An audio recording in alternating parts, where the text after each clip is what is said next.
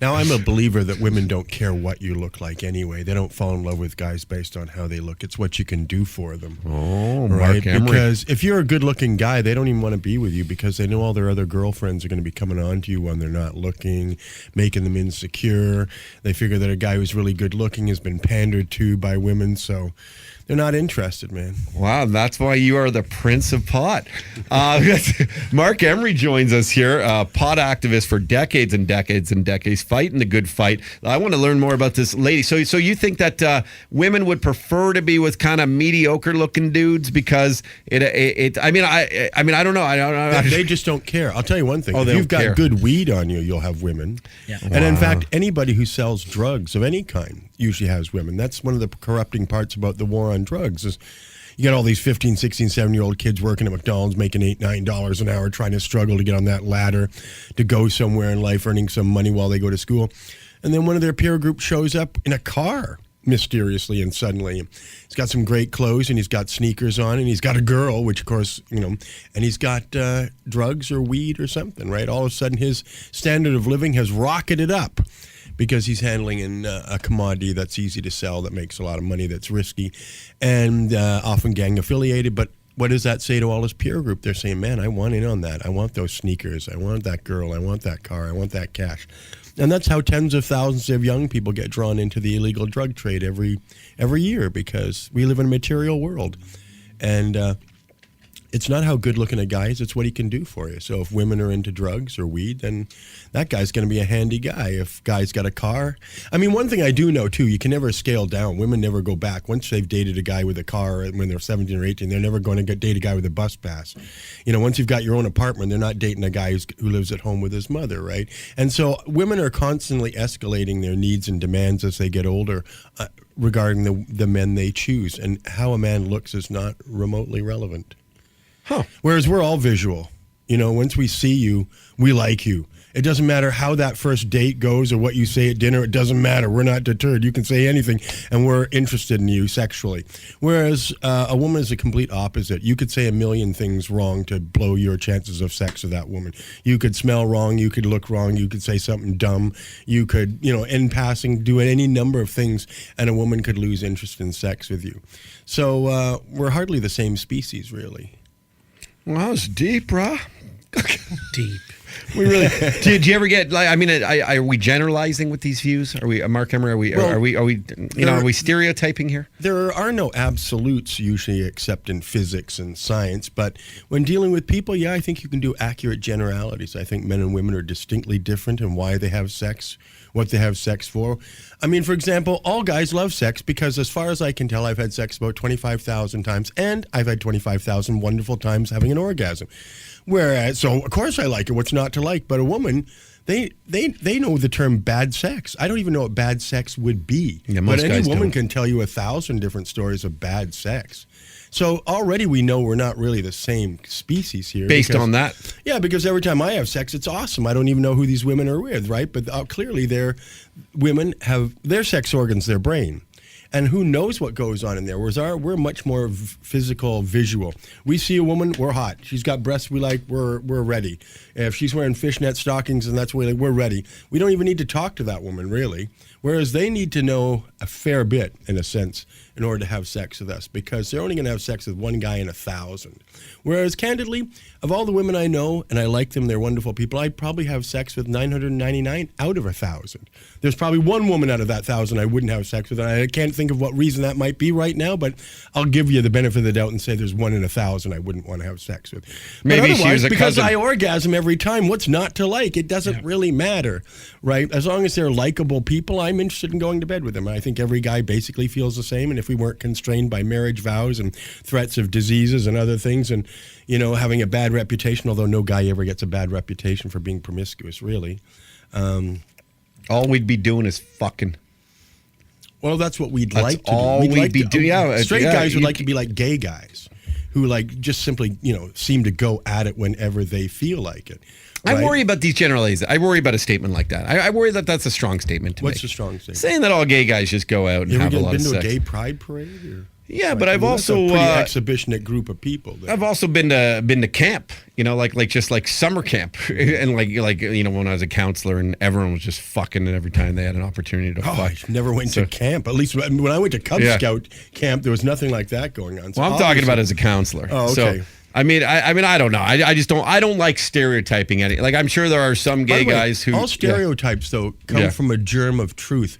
The stereotype is just inappropriate when we're using it in a malicious or punitive sense. I agree with you there. In other words, if we're punishing people or we're making generalizations that put them in a category of humiliation or some kind of denigration, then those cliches and stereotypes are not good. So let me ask you this, Mark Emery. Okay. Let me ask you. So you love your wheat, right? Yeah.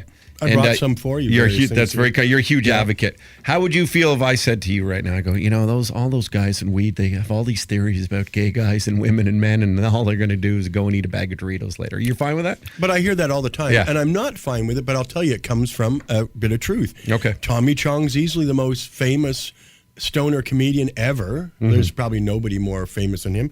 And he started that stereotype, and that stereotype lives on because of 5 albums that, went platinum and 8 movies he's made and, that 70s show. I mean, for 30 years he was going, hey, man, right? Like a classic cliched stoner. So if people have this perception, there's a germ of truth in it because every stoner loves Tommy Chong. Why? Because we recognize ourselves for in sure. this humor. Although we're also, I think what we're doing is just like men on sitcoms. All guys on sitcoms are real dumb. Do men really care or object? No, we don't, because we see ourselves in those guys in a way. We're kind of dumb. We're all kind of dumb, let's be honest. But what it's interesting because this entire conversation, which didn't start off the way I thought it would start off, nothing wrong with that either, is I think a generational thing. Because if you were to ask 20-year-olds and 30-year-olds, I would like to think that their answer would be not sort of men think this way or women think that way or pot smokers are one way. I think they're actually catching up with the times as where there isn't really these stereotypes exist because there haven't been defined roles that have influenced their decisions that way, that there's been much more diversity. There's been much more exposure to seeing a very smart stoner, to, having a woman who is completely in control of her orgasms and her sexual partners and kind of the new man and not growing up being called a slut because that's sort of something that was done in the 70s and 80s, but not as much in the year 2000. Well, all I would say to that is good luck to that because you're dealing with hundreds of thousands of years of human evolution. Mm-hmm. And it's a biological fact that the woman's reproductive system is designed to have children. And so much of the way they think is designed around that inevitable possibility, right? Because they're looking for husbands. They're looking to keep their reputation. They're looking for. I think it's getting pushed back, though. I think that this is where I would generalize now that women aren't is about getting married by the time they're 25 or even by the time they're 30. There's no cutoff date anymore. It's like between advances in medicine and kind of taking their time and career-oriented women and acceptance of being very proud of being a woman, not having to be dependent on a man. I think that there's a switch.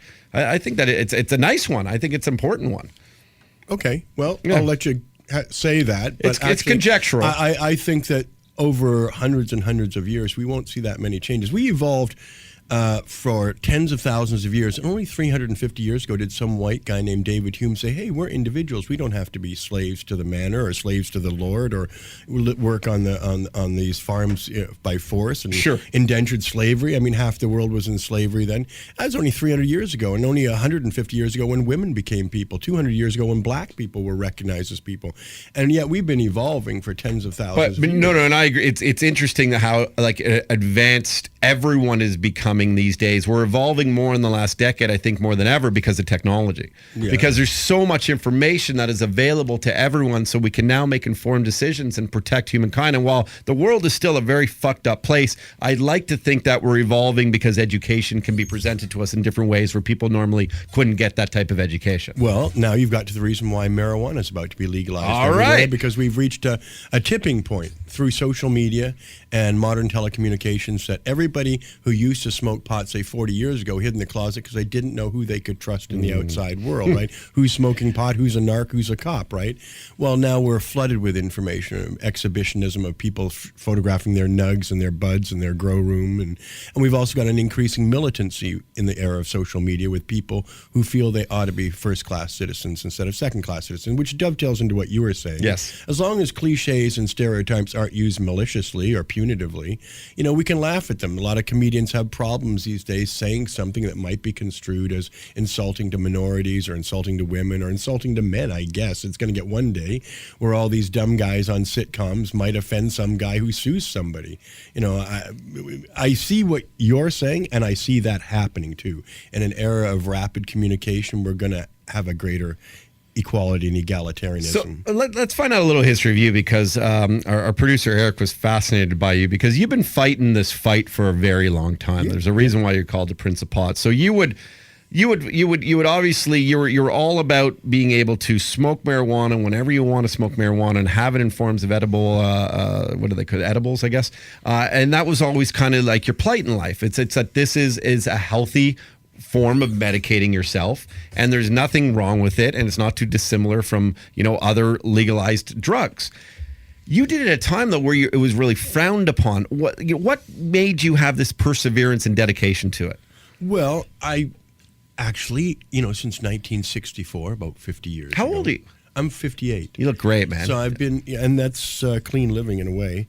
But I've been in 34 prisons and jails for my cannabis activism. I've been arrested 28 times, and I've been arrested in 9 out of 10 provinces. And I have done all this because since 1964, about 50 million people worldwide have been arrested for cannabis. 50 million, several million went to jail, and then several million went to jail for a long time. I mean, one of them I spent 5 years in the U.S. federal prison system just for seeds. 5 years. So to me, there's no greater human rights violation on the earth that's gone on unnecessarily. This is one of those things with a stroke of a pen, you can legalize pot. Any given government could just take it out of the schedule of controlled drugs, and it's legal in that country. There's never been an explanation as to why people should go to jail for marijuana or be punished for consuming it. I mean, first of all, marijuana, I don't think impairs you. When people say, oh, marijuana does this, negative this, I don't buy into it at all. I would never advocate something that I genuinely thought impaired anyone, right? To me, marijuana, if someone asked me, well, then what's it like to get high? I would say, well, marijuana makes you self-aware. It adds a sixth sense to your existing 5 senses, and it increases your sense of empathy and your sense of awareness about what's going on. Some people, if they do too much, say, I got paranoid. That's an over-awareness. That's when you're too aware. That's me. But that's me after one puff. But that's because I'm always so aware. So I think that it gets to that heightened place a lot quicker. And I've ran into women who I often say, and one of those things you're going to object to, I always think that women overthink everything.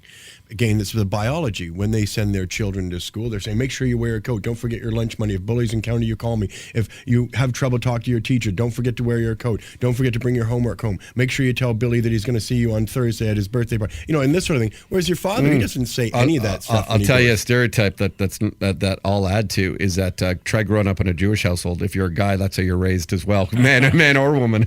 Well, and here's the thing, though. Your father doesn't do that. Your father just says, son, no, he did have it. a good day. He did it too. He did it too. Really? Oh yeah, we said, I'll see you when I get home from work. No, we had nicely loving, compassionate, but overprotective parents. So everything was kind of a concern. My mother was overprotective, but my father was that kind of wonderful, solid, wise guy that was always there if you needed him. Mm-hmm. Every day he came home from the factory and throw the baseball to me for half an hour, find out if I had any problems, talk to me, and then he'd go in and talk to my mother and do what he had to do. And then the same in winter, he'd shoot the hockey puck to me as I grew up around here. And we had ice rinks in our backyards back in those days throughout winter because it was cold then. Yeah. I mean, it gets cold here now, but in waves, hot waves, cold waves.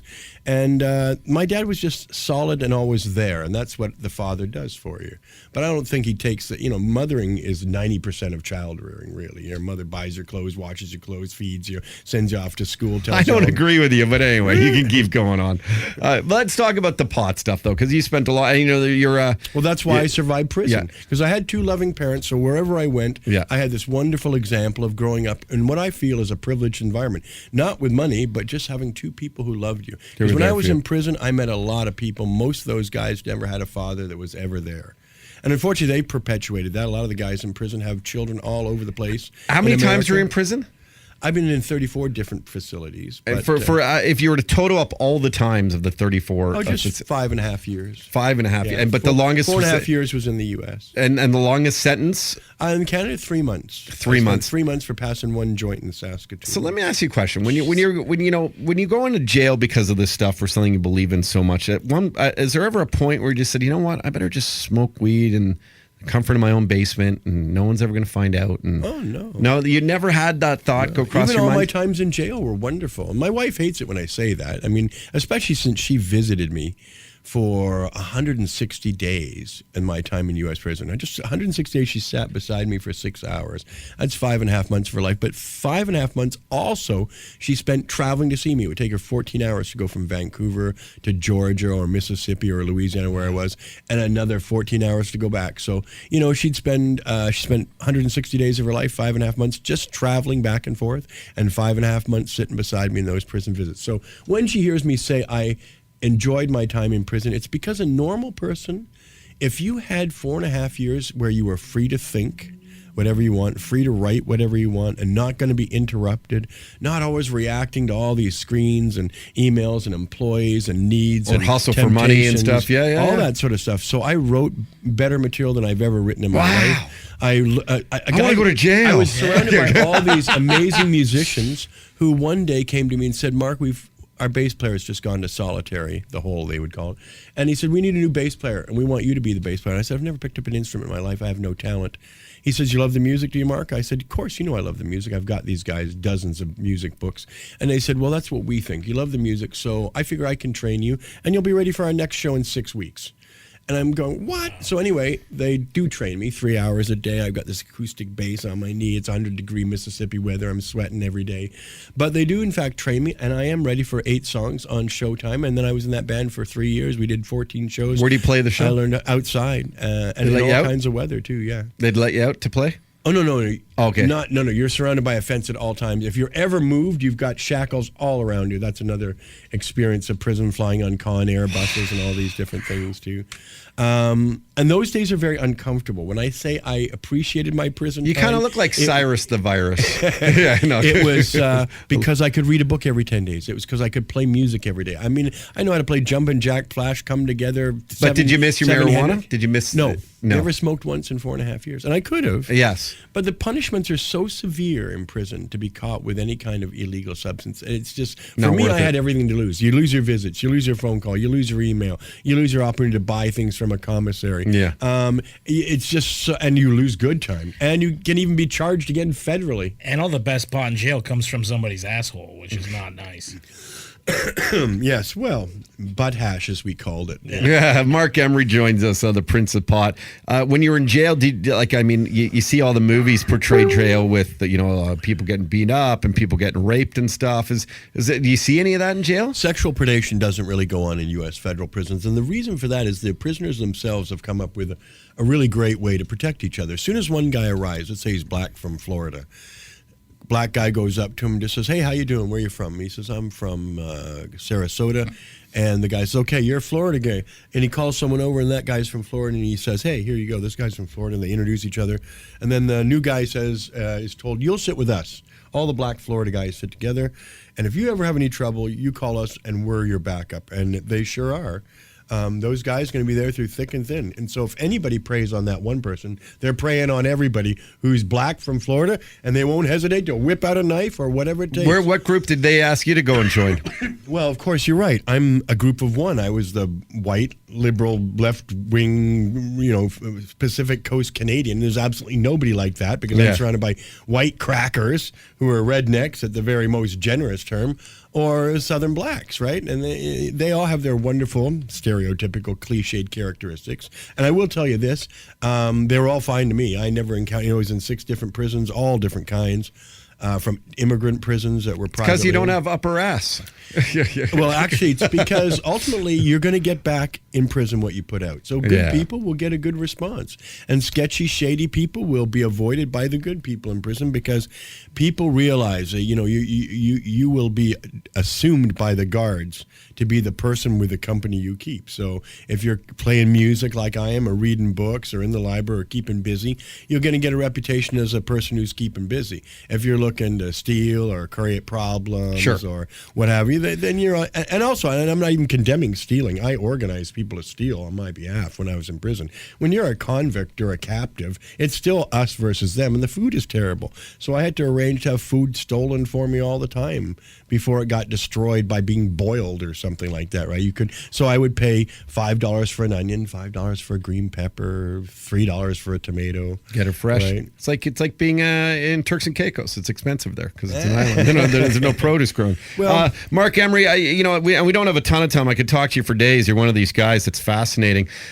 What has happened since, for the 3-4 decades you've been on this fight to where we are at now? And what influence do you think you've had in that, in terms of pot now finally kind of being accepted? And is it going to be completely legal by next May by April 20th or whatever? Like, isn't that what I heard recently? Yeah, by next April you should have the legislation in Parliament. By next September you should have the Senate sending it back to Parliament. By October, it should be ready for the Governor General's assent, and then by April 2018, the law would come into effect. So we're going to have about another 2 years before the law is finally done and in place, and then we're going to need to challenge parts of it anyway to get it to the Disneyland of free, weed being grown everywhere cheaply, and so, that we want. And so we're going to have to oppose if the government gives it to a monopoly like the liquor board to distribute, right?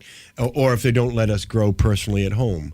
Those kind of things. To me, it's legal if you can make it. It's legal if you can grow it. It's legal if you can sell it. Yeah. And it's legal if you can buy it and possess it. Just like beer. You can do a home brew. You can get someone else to do a home brew. You can open your own little microbrewery. You can buy any amount of beer you want and stack it in your house. So there's all these different options. And alcohol will kill you. Right? And same with wine. You can make wine in your home. You can designate someone else to make it. You can buy it from the grocery store or liquor outlets. And there's all these options. You go to vineyards. You can own a vineyard. Right? So the idea that somehow marijuana, which is far safer and far more useful to humanity than alcohol or tobacco, say, it should at least be as legal as those. And I'm saying that the government probably will introduce a more restrictive regime. Unfortunately, the people who've always been against us, the people who wanted prohibition, are the people now bringing us legalization. Yeah. So they're still using the same language. They still think we're jerks for smoking pot. They still think we need our parents to tell us about how it's going to be, right? In other words, if they really wanted to legalize it, they just say, okay, everybody growing weed and selling weed now, it's all legal, so keep doing that, but you have to just pay taxes. If you're selling weed, you have to pay taxes. If you're growing it, you have to pay taxes. And you have to obey the law about safety. But otherwise, keep it on, but it's just legal now. Instead, the government's saying, well, we realize that there's millions of people buying and selling and growing weed, but we don't want any of those people to actually be in the new regime. So we're going to come up with something where we hand it to our friends in the liquor monopoly, and then we're going to get these licensed providers who are big corporate entities to grow all the weed, and then all the people who basically been doing it for 45 years, those people are screwed.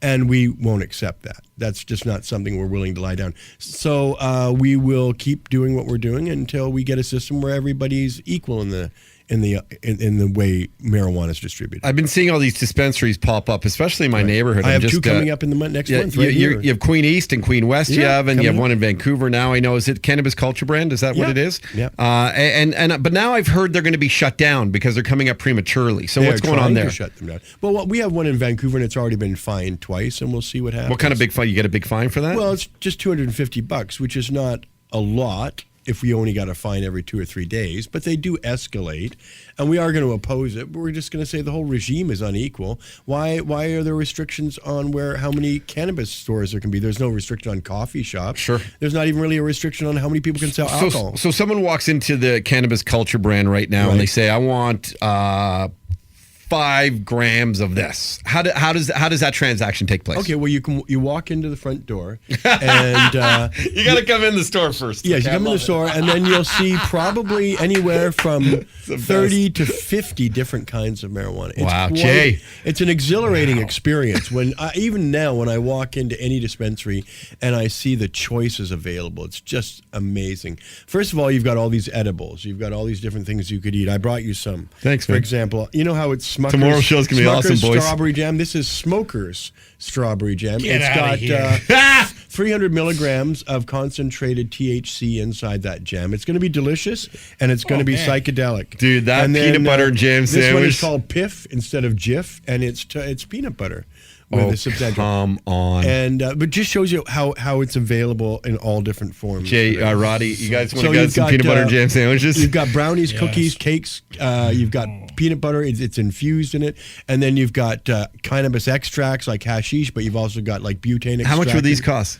That one would be equivalent. That's about $30. $30 for the peanut butter, and how much $30 for the and how jam. much for the jam? Yeah, Same. it'd be about that retail. Yeah, that works for me. Well, Incredible. and you've got 4 portions that are essentially going to do it. Now, you see, I only use edibles to go to sleep. I need 80 milligrams a night in a cookie or a cake or in peanut butter, and I will sleep so well. I'm not a good sleeper, and pot tends to stimulate me, so it's never made me sleepy to smoke it.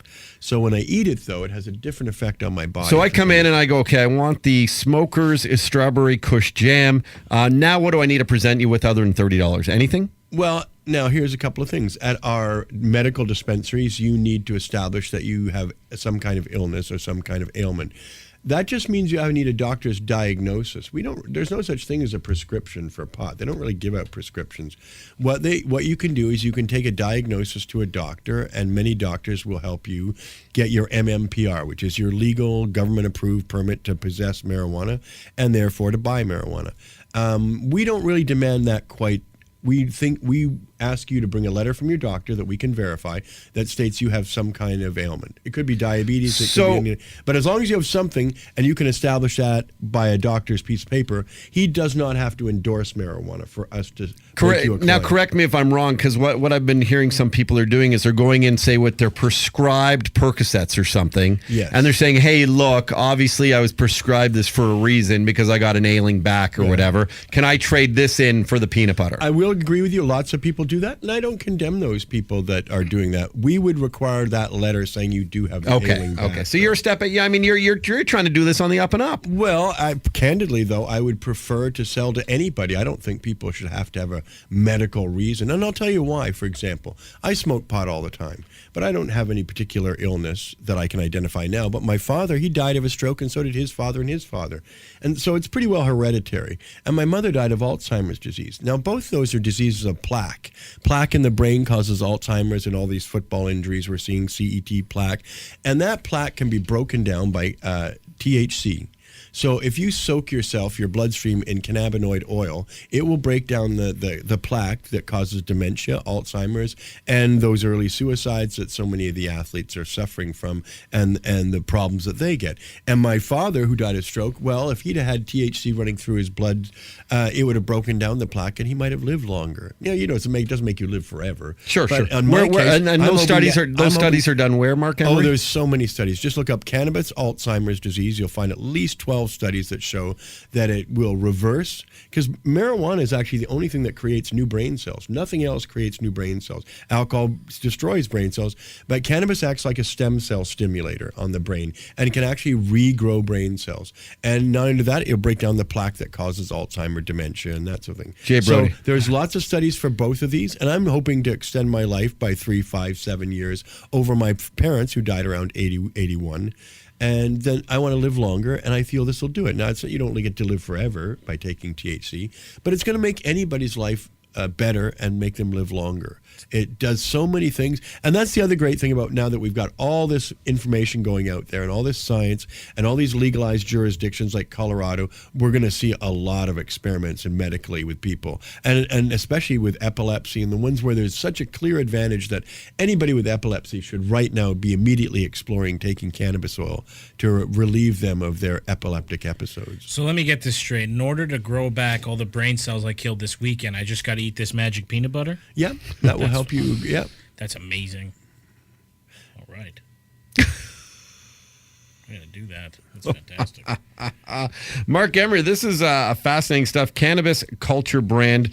Is this something that Canadians who are listening right now to the show here on SiriusXM, brought to you by Pete's Pizza, and we've got to thank all our sponsors too. We don't have much time, but is this something that people should be looking to maybe invest in? You hear of these different kind of pot, I guess, publicly traded companies now. Is it, or is that like, are you hoping that will deteriorate because that's the big guys kind of getting that monopoly you were speaking of? I don't mind the big guys going into business. Shoppers Drug Mart here in Ontario wants to handle marijuana sales in its outlets. The Liquor Control Board wants it.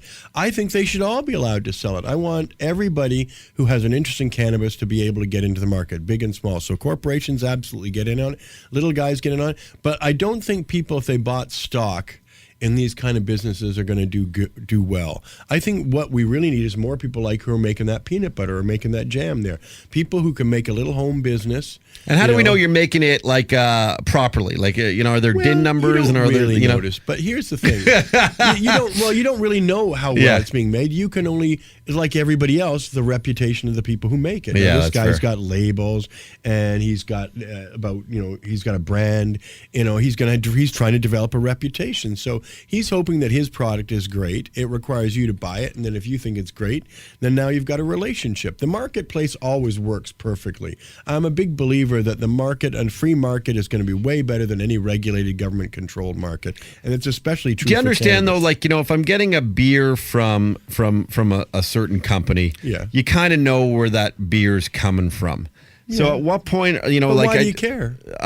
Who's died of poisoned beer lately? Nobody. Yeah, that's a good Who's fucking died of point, poisoned too. cannabis lately? Nobody. Yeah, that's a good See, the point. whole idea, there's a great video online right now of the Amsterdam port, and it shows in speeded up time hundreds and hundreds of boats coming and going from the port, and there's not one single red light to be seen. Like, nobody is telling them what to do. Yeah. Everybody sees the other boats, and they make They just do adjustments it. accordingly, right? And that's the way human beings do. In the absence of any particular order, we will organize ourselves. Yeah, we'll adapt. And when cannabis people have been buying and selling for 45 years and nobody's gotten poisoned yet, right? And we're talking millions of people buying from millions of growers, none of whom probably knew each other. And yet, we're all still alive and standing. What would you say the if someone, and answer honestly if you can, the hazards or concerns or contraindications, are there any about making pot completely legal and just any mom and pop shop opening up some peanut butter and jam that you can eat with some hash Now, oil? I would say cannabis is perfectly safe, but that's the long view. For example, I've been toxified 13 times. I've had people give me brownies that had way too much in them, and I got sick and threw up. I've had people ninja dab me by putting big, long, powerful dabs in my rig and that I wasn't even aware, and they do it suddenly, and I inhale it all, and I got sick there too. You can get sick from overconsumption. You just can't do any harm to yourself because you're going to be fine the next morning. Yeah. You'll sweat, you'll throw up, you'll feel like, some people even say, "Oh, I'm dying." I've seen people on the floor say, "I'm dying." I'm going, "You're not dying, but throw up one more time, you'll go to sleep and you'll be fine in the morning." And that's the great thing about pot. Alcohol, you can throw up a lot too, but it can kill you while you're throwing up. Yeah, And I it's guess doing there's enough damage to people you. getting alcohol poisoning and puking from alcohol. I Well, never remember, thought of it, water, yeah. even water out of the tap will kill you like it did in Walkerton a number of years ago. Everything has its risk, but cannabis is probably the lowest risk of any substances we know. Good. So are you, we have about a minute here, Mark Emery, just to summarize our interview, and I appreciate your time. I'm very grateful for it. Are you happy with sort of where we're at now, especially after all these decades of you wanting it to kind of get there? Are you at a good place in life? Yeah. And you're pleased First of all, for the my citizens wife, of Canada? Yeah, my wife Jody Emery is doing a spectacular job. She's a protege of mine. Dana Larson, another tremendous activist, is a protege of mine. We've got great people doing things in the country. We've got 500 dispensaries. We've got 40 licensed providers. The courts have said everybody who has a medical reason can grow their own at home. We're getting everything we wanted. Good. And it never happens as fast as you'd like, but For it's sure happening not. pretty quick now. Do we owe you a big thank? I think we owe you a big thank you, AJ Brody. We owe Mark Emery. Thank you And for... then be sure to buy my book coming up by HarperCollins called Overgrowing the Government, My Life as Prince of Pot. Awesome, dude. Honestly, there are so many people out there for so long who have wanted these days to come, and now 2018 is an end in sight, and that's a huge step. I think it's an end in sight. If you just go to a dispensary now and see 50 different kinds of marijuana on sale that you can buy, We're there. That's fantasy land. Portland. Yeah, no, it's there are literally 3 within 3 minutes of where I am, and it's like And ours will be very close to you too. Okay, great. Well, I'm excited for that, so we can have you back on the show. And Mark Emery, the Prince of Pot, has joined us, as you've heard, for about I don't even know the time. Jay, what's the time here? 5:02. Oh shit, we got to run. And honestly, dude, this has been a lot of fun, very educational. It went by very smoothly. And congrats to you and your team and everyone who loves to fucking smoke some weed. And now you can have it in peanut butter and jam sandwiches too. We'll be back in a moment. You had me at Uncensored. The Todd Shapiro Show on Sirius XM 168. Canada Laughs. Don't forget to subscribe now to our YouTube channel. Subscribe. Subscribe. Now. Hit the button. Do it. Do it. Do it now. Do it. Right there. Do it. Do it now. Subscribe. Quick. Quick, quick, quick. Hit the button. Hit the button. Hit the button. Go, go, go, go. Go now. Now. Now.